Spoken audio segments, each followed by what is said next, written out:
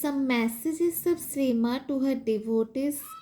That is of year 1963. The first message of Srima to her devotees of year 1963, that is, I wrote that it was not a question of wrong and right, because it is only the Lord who can know what is truly wrong and what is truly right.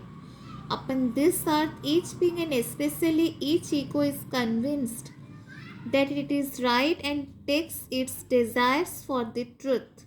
But for me, who can see and know, who am aware of the truth of things, if I did what your ego wants me to do, I would be a traitor to your soul and to my promise to deliver you from your ego. This I cannot be, even if in your unconsciousness you get displeased.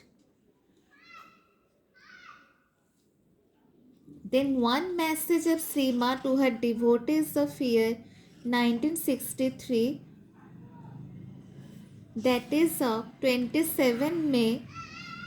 The message is, I had written that much when I received your letter and your questions. Some are already answered by what I have previously written. You say the ego and the physical consciousness are not me. It is your soul who can say that in truth. Certainly, your soul is not the ego and the physical consciousness, but the mental, the vital, and the physical beings have been formed by the ego, and it is through the ego that they express themselves. It is through the ego that they get in contact with the others and react to these contacts. This is the difficulty. This is why it is almost impossible to get rid of the ego without a divine intervention. This, which is an absolute and true fact, can give you the measure of the mixing of the ego in your consciousness. The ego cannot be destroyed, but it can be overcome by a constant and complete separation from it. This is the necessary preparation I spoke of. The Supreme does not work by tricks and magic, because they are not true. The Supreme does not obey the individual desires, because in that case he would be a slave and not the Lord. He says this will be done under these conditions, and what he says is done. Now, to make you fully understand, I shall explain something more.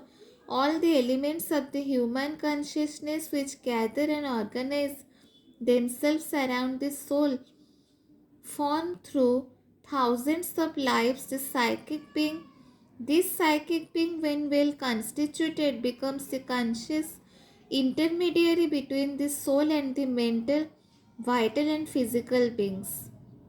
When the psychic being gets the liberation, it feels the ego and the physical consciousness merely as movements of the universal nature outside itself, quite foreign to itself, and these movements can no more affect the psychic being in any way.